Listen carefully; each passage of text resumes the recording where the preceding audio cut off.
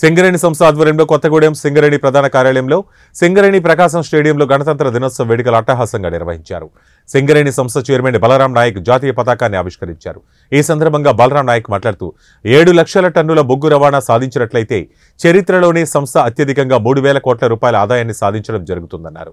సంస్థ అత్యధిక లాభాలను గడించినట్లయితే కార్మికుల లాభాల్లో బోనస్ వాటా కూడా ఎక్కువగా సంపాదించుకునే అవకాశం ఉంటుందన్నారు. వచ్చే ఏడాది 4 కొత్త బొగ్గు బ్లాకులను ప్రారంభించుకోవటం జరుగుతుందన్నారు.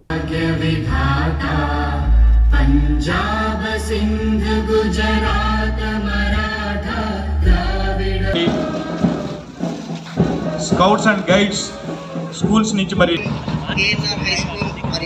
700 లక్షల టన్నుల బొగ్గు రవాణా జరపగలిగితే మన సంస్థ చరిత్రలోనే అత్యధికంగా సుమారు 3,000 కోట్ల రూపాయల లాభాలు అలాగే 36,000 కోట్ల టర్నోవర్ను సాధించే అవకాశాలు ఉన్నాయి.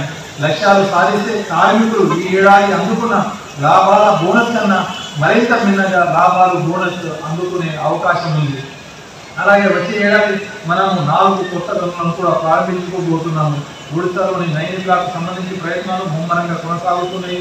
అలాగే మన రాష్ట్ర ముఖ్యమంత్రి వర్యులు శ్రీ రేవంత్ రెడ్డి గారు, అలాగే ఉప ముఖ్యమంత్రి వర్యులు మరియు ఇంధన శాఖ మంత్రి వర్యులు శ్రీ మల్లు భట్టి విక్రమార్క గారు మన సింగరేణిపై సమీక్షిస్తూ మనకు కావాల్సిన గైడెన్స్ సజెషన్స్ వాళ్ళు ఎప్పటికప్పుడు అందజేస్తున్నారు. వ్యాపార విస్తరణ చర్యలో భాగంగా మనం నిర్మించిన 1,200 మెగావాట్ల సింగరేణి థర్మల్ విద్యుత్ కేంద్రం దేశంలోనే థర్మల్ విద్యుత్ కేంద్రాలకు ఆదర్శప్రాయంగా నిలుస్తూ అత్యుత్తమ PLFను సాధిస్తూ ప్రతి ఏటా సుమారు 400 కోట్ల పైగా లాభాలను ఆర్జించబడుతుంది. ఈ ప్లాంట్ ద్వారా ఇప్పటికీ 60,000 మిలియన్ యూనిట్ల విద్యుత్ రాష్ట్ర అవసరాల కోసం అందించడం జరిగింది.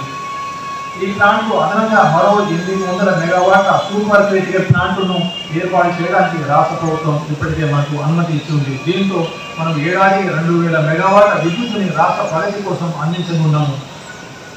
అలాగే విద్యుత్ ఖర్చులను తగ్గించడం కోసము క్యాపిటల్ కన్సెషన్ పరంగా మనం నిర్మించుకున్న 224 మెగావాట్ల సోలార్ ప్లాంట్లు విజయవంతంగా పనిచేస్తున్నాయి. అలాగే 76 మెగావాట్ల ప్లాంట్ల నిర్మాణాన్ని వేగంగా పూర్తి చేయడంతో దాదాపు 300 మెగావాట్ల సోలార్ విద్యుత్ మన కంపెనీలో అందించిన వాళ్ళం అవుతాము. దాంతోపాటు 200 మెగావాట్ల సోలార్ ప్లాంట్లను కూడా ఫర్దర్గా మనం డెవలప్ చేయబోతున్నాము. తద్వారా మన సంస్థ జనుల అవసరాలకు మరియు కాలనీల అవసరాలకు తగినంత సోలార్ విద్యుత్ని ఉత్పత్తి చేసే స్థాయికి చేరుకుంటుంది. ఆ విధంగా దేశంలోని తొలి నెట్ జీరో కార్బన్ ఎమిషన్ కంపెనీగా ప్రత్యేక గుర్తింపును సాధించబోతున్నాము.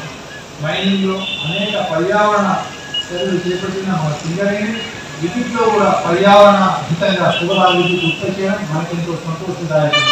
పర్యావరణ హితం కోసం మన సింగరేణి సంస్థ నిబంధనలను మించి మొక్కలను అంటే దాదాపు కోరిక మనకి ఇచ్చిన టార్గెట్ల కంటే కూడా మనం వివిధ గనుల్లో సింగరేణి వ్యాప్తంగా అనేక రకాల నేటివ్ స్పీసీస్ లాంటివి ప్లస్ ఫ్రూట్ బేరింగ్ లాంటి తోటలను అలాగే మొక్కలను నాటడం జరిగింది. వాటి సర్వైవబిలిటీ కూడా దాదాపు మన దేశంలో అత్యధికంగా 80-90% దాకా ఉంది. అలాగే స్వతహాగా నేను నాటిన 15,000 మొక్కలు దాదాపు 20 మినీ ఫారెస్ట్